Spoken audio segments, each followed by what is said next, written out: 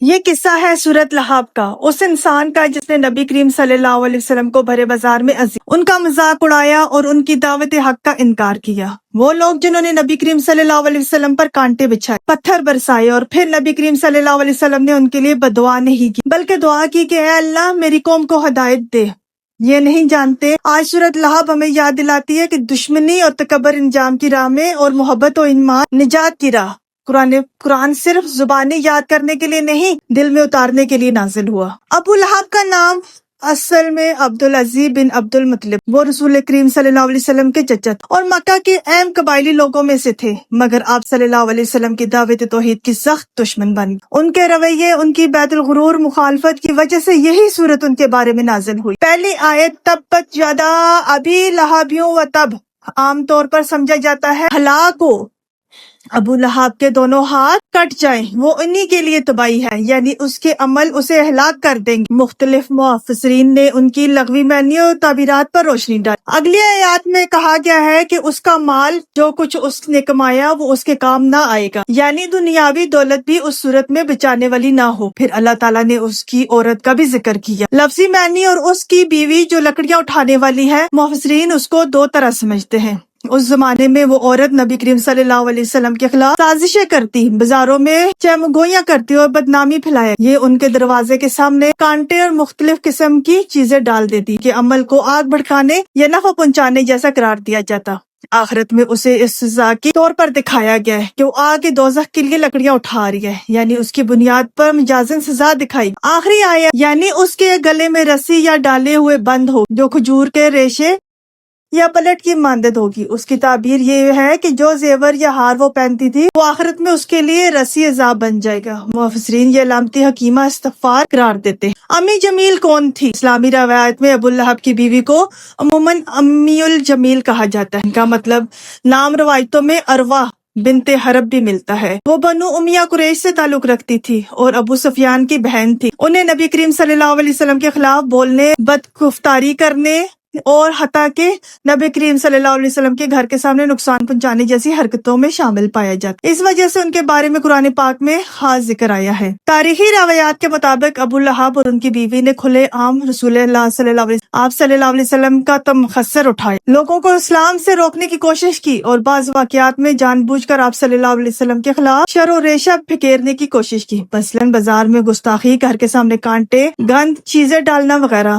ان شدید دشمنانہ حرکتوں کی وجہ سے اللہ نے انہیں مثال بنا کر اور ان کے انجام کا ذکر کر کے خبردار۔ یہ قصہ ہے اس دن کا جب مکہ کی زمین پر سورج کی پہلی کرن پڑی۔ کوئی اپنے آئینے میں چہرہ دیکھ رہا تھا، کوئی ناشتہ کر رہا تھا اور کوئی آپ پر بستر پر انگڑائیاں لے رہا تھا۔ زندگی معمول کے مطابق تھی، لیکن اس صبح ایک ایسی وحی نازل ہونے والی تھی جو ایک انسان کی قسمت ہمیشہ کے لیے بدل دے گی۔ تبت یدا ابی لہب و تب، اللہ کے نبی صلی اللہ علیہ وسلم کے اپنے چچا ابو لہب کے بارے میں قرآن کی یہ آیت نازل۔ ابو لہب وہ شخص جو اپنے بھتیجے پر گالیاں برساتا، بازاروں میں مذاق اڑاتا اور کہتا میرا بھتیجا تو پاگل ہو گیا ہے۔ اس نے اپنے گھر کے دروازے پر کانٹے بچھائے، لوگوں کو نبی کریم صلی اللہ علیہ وسلم سے دور رکھنے کی کوشش کی، اور اس کی بیوی ام جمیل جو نبی کریم صلی اللہ علیہ وسلم کے خلاف آگ بھڑکانے والی تھی، اسے قرآن نے کہا، اور اس کی عورت جو لکڑیاں اٹھانے والی ہے جس کے گلے میں رسی ہوگی جو جہنم کا ایندھن اٹھائی، اور یہ سب اس وقت کہا گیا جب دونوں زندہ تھے۔ اگر ابو لہب چاہتا تو صرف ایک جملہ کہہ دیتا میں ایمان لاتا ہوں اور نعوذ باللہ قرآن کی بات غلط ثابت ہو جائے، مگر اس نے ایسا نہیں کیا۔ یہی تو ہے قرآن کا زندہ معجزہ۔ آج 1400 سال گزر گئے، قرآن اب بھی وہی ہے اور سورت لہب اب بھی اعلان کر رہی ہے اللہ کا کلام سچا ہے۔ یہ وہ صورت ہے جو ابو لہب کے زندہ ہونے کے زمانے میں نازل ہوئی۔ اللہ نے صاف فرمایا کہ وہ کبھی ایمان نہیں لائے گا۔ اگر وہ جھوٹ ثابت کرنے کے لیے اسلام قبول کر بھی لیتا تو نعوذ باللہ قرآن کی بات غلط ہو جائے، مگر ایسا نہیں ہوا، وہ کفر پر مرا جیسا کہ قرآن نے فرمایا۔ یہ قرآن کا ہے زندہ معجزہ۔ مکہ کے لوگ صفا کے پہاڑ کے نیچے جمع تھے، فضا میں سناٹا تھا اور پہاڑ کی چوٹی پر کھڑے تھے محمد صلی اللہ علیہ وسلم جن کے چہرے پر وحی کی روشنی جھلک رہی تھی۔ نبی کریم صلی اللہ علیہ وسلم نے ایک نظر سب پر ڈالی، پھر بلند آواز میں فرمایا، اے لوگو، اگر میں تم سے کہوں کہ اس پہاڑ کے پیچھے دشمن کی فوج تم پر حملہ کرنے آ رہی ہے تو کیا تم میرا یقین کرو گے؟ سب نے ایک وقت آواز میں کہا، ہاں آپ پر تو ہمیں یقین ہے۔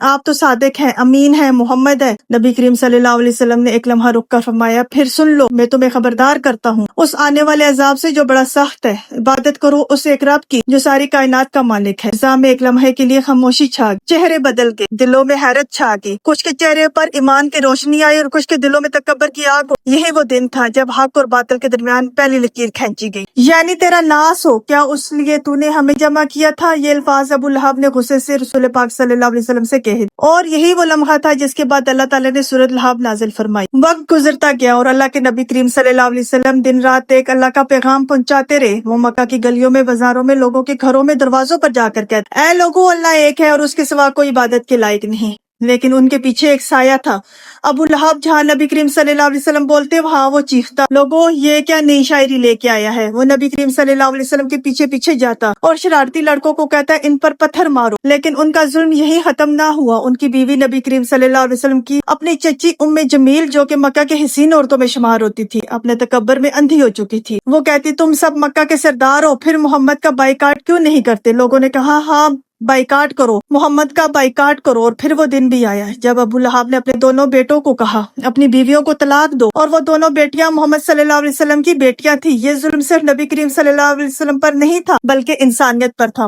اور جب زمین و آسمان ان کی گستاخیوں سے لرز گئے تب اللہ نے فرمایا، ہلاک ہوں گے ابو لہب کے دونوں ہاتھ اور وہ خود بھی ہلاک ہوگا۔ یہ قرآن کا فیصلہ تھا اور یہی وہ لمحہ تھا جب باطل ہمیشہ کے لیے مٹنے کے لیے تیار۔ ابو لہب کے ظلم کی انتہا ہو چکی تھی۔ ایک دن اس نے اپنے دونوں بیٹوں کو بلایا جن کی شادی رسول اللہ صلی اللہ علیہ وسلم کی دونوں بیٹیوں حضرت رقیہ علیہ السلام اور ام کلثوم سے ہوئی تھی۔ غصے اور تکبر میں اندھا ہو کر اس نے کہا، میں تمہیں حکم دیتا ہوں، اگر تم نے محمد صلی اللہ علیہ وسلم کی بیٹیوں کو طلاق نہ دی تو تم میرا کبھی چہرہ نہ دیکھو گے۔ اور افسوس، ابو لہب کے بیٹے باپ کے دباؤ میں آ گئے۔ یوں نبی کریم صلی اللہ علیہ وسلم کی بیٹیوں کو جدائی کا غم سہنا پڑا۔ لیکن اللہ عدل ہے، جو ابو لہب کے گھر سے نکالی گئی، اللہ نے انہیں عثمان جیسے عظیم شور سے نوازا اور ان کی عزت کو دنیا کے لیے مثال بنا دیا۔ وقت بدلتا رہا، دن شام میں ڈھلے، شامیں راتوں میں گل گئی، مگر ابو لہب کا ظلم نہ ختم ہوا۔ وہ بازاروں میں چلاتا ہے، مکہ والوں تمہارا بھتیجا دیوانہ ہو گیا ہے، دیوانہ۔ پھر ایک دن اس نے اپنی آواز کو اور اونچا کیا، اپنے بیٹوں سے کہا، لوگ بولے یہ بھی کوئی بات ہے؟ کوئی سر پکڑ کر رو پڑا، کوئی خاموشی سے گھر چلا گیا۔ مگر ابو لہب کا غرور بڑھتا گیا۔ اس کی بیوی، جیسے لوگ ام جمیل کہتے تھے، بازاروں میں پھرتی، زخم گھونپتی، نبی کریم صلی اللہ علیہ وسلم کی شان میں توہین پھیلاتی۔ یہی وہ ظلم تھا جس نے زمین کو چبھایا، آسمان کی آنکھیں نم کی، اور پھر ایک دن آسمان سے الفاظ سنائے گئے، تبت یدا ابی لہب و تب۔ قرآن نے اس کے انجام کا اعلان کر دیا، اس کی ناانصافی کا فیصلہ کر دیا، اس کی بات مت سننا۔ اور جب ابو لہب کے ظلم کی انتہا بڑھ گئی، جب گلیاں، پتھر، تانے اور نفرت کے تیر رسول پاک صلی اللہ علیہ وسلم کے دامن رحمت پر برسنے لگے، تب رحمت کائنات نے اپنا کلام نازل فرمایا۔ نبوت کے 10ویں سال میں اللہ سبحانہ تعالیٰ نے اپنے محبوب کے دل کو تسلی دینے کے لیے اللہ سبحانہ تعالیٰ نے اپنے محبوب کے دل کو تسلی دینے کے لیے ایک ایسی صورت نازل کی جو رہتی دنیا تک باطل پر اللہ کی لعنت کا اعلان بن گئی۔ ابو لہب کے بیٹے نے کہا، ابو ہمیں وہ سورت تو سناؤ جو محمد صلی اللہ علیہ وسلم پر نازل ہوئی، وہ سورت جس میں اللہ نے ابو لہب کا نام لے کر کہا کہ اس کے ہاتھ ٹوٹ جائیں، اس کا مال اور غرور کچھ کام نہ آئے گا، اور اس کی بیوی جو رسول پاک صلی اللہ علیہ وسلم کے راستے میں کانٹے بچھاتی، قیامت کے دن اس کے گلے میں رسی ہوگی، کھجور کی چال بنی ہوگی۔ یہی وہ لمحہ تھا جب مکہ کی فضاؤں میں اللہ کی عدالت گونجی کہ ظالم ہمیشہ کے لیے ہار گیا اور حق ہمیشہ کے لیے جیت گیا۔ اب یہاں ایک اہم نقطہ ہے کہ آخر اللہ تعالیٰ نے نہ صرف ہاتھوں کا ذکر کیوں کیا، یہ کیوں نہیں فرمایا کہ ابو لہب کا دل، دماغ یا زبان ختم ہو، ہاتھوں کی ہی بات کیوں ہوئی؟ دراصل عربی زبان میں ہاتھ صرف جسمانی عضو نہیں بلکہ طاقت، اختیار اور عمل کی علامت ہے۔ یعنی تبت یدا کا مطلب ہوا ابو لہب کی طاقت، اس کا اثر و رسوخ، اس کی شان و شوکت سب ٹوٹ گئے۔ جس نے اپنی طاقت کا استعمال حق کو دبانے کے لیے کیا، اللہ نے اس طاقت کو اس کے لیے عذاب کا ذریعہ بنا دیا، اور یہی قرآن کا اعجاز ہے۔ یہ صرف الفاظ نہیں، عمل کا نتیجہ بیان کرنے والا زندہ کلام ہے۔ ابو لہب کے ہاتھ سلامت تھے لیکن اس کے اعمال، اس کی حیثیت، اس کی پوری زندگی مفلوج ہو چکی تھی، اور یہی قرآن کا زندہ معجزہ تھا۔ یہ آیت ہمیں بتاتی ہے کہ دولت کا پیمانہ ایمان سے بڑھ کر کچھ بھی نہیں ہو سکتی۔ اگر انسان نے اپنی قوت کو ظلم پر خرچ کیا تو وہی قوت آخرکار اس کا نقصان بنے گی، پھر رفتار بڑھتی رہی۔ اللہ کا فیصلہ پہلے ہی ہو چکا تھا، باطل کا انجام متعین تھا۔ دنیاوی دولت و طاقت جب ظلم کے لیے ہو نجات نہیں دیتی، حسن ظاہری ہو، زیورات جو غرور بڑھاتے ہیں، بعض اوقات اس کا سبب بنتے ہیں جو انسان کا نقصان پہنچائے۔ یہ صورت نہ صرف ایک شخص کی علامت ہے بلکہ ہر اس انسان کے لیے تنبیہ ہے جو اختیار کو ظلم میں استعمال کرتا ہے۔ قرآن اس واقعے کو زندہ کر کے ہمیں آج بھی سچائی کا چہرہ دکھاتا ہے۔ اب جاننے والی بات یہ ہے کہ یہ صورت لہب کی کہانی نہیں یہ اس سوچ کے خلاف اعلان ہے جو حق کو جھٹلاتے، جو سچ کو دبانے کے لیے دولت، رتبے اور تکبر کا سہارا لے۔ یہ صورت آج بھی زندہ ہے۔ جب بھی کوئی ظالم سمجھتا ہے کہ اس کا مال، اس کی طاقت اسے انجام سے بچا لے گی، تو یہ آسمان سے گونجتی ہے، تبت یدا ابی لہب و تب، یعنی ٹوٹ گئے اس کے ہاتھ اور وہ برباد ہو گیا۔ اب آتے ہیں تیسری آیت کی ترجمے کی طرف۔ وہ داخل کیا جائے گا ایک ایسی آگ میں جس کا شعلہ لبکدار ہوگا۔ یہاں لفظ بہت گہرا ہے۔ یہ صرف جلنا نہیں بلکہ آگ کے اندر داخل ہونا ہے، یعنی آگ اس کو گھیر لے گی چاروں طرف سے۔ یہ کوئی عام بات نہیں، یہ وہ آگ ہے جس کے شعلے لہب کی طرف بھڑکتے ہیں، اور یہ لفظ لہب ابو لہب کے نام سے جڑا ہے۔ کتنی عجیب بات ہے نا۔ دنیا میں لوگ اسے ابو لہب کہتے تھے، شعلے والا، روشن چہرے والا، اور آخرت میں وہ اسی شعلے والی آگ میں پھینکا جائے گا۔ یہاں اللہ تعالیٰ فرماتا ہے کہ ابو لہب کی بیوی لکڑیاں اٹھانے والی ہوگی، یعنی اس کا کام یہ ہوگا کہ جہنم میں ایندھن لائے گی، لکڑیاں ڈالے گی، اور ہر بار جب وہ آگ میں لکڑیاں ڈالے گی تو وہ آگ اور بھڑک اٹھے گی اور خود اس کو اپنے اوپر لپیٹ لے۔ اب سوال یہ ہے کہ اللہ تعالیٰ سیدھا یہ کیوں نہیں فرما دیتے کہ وہ جہنم میں جلے گی؟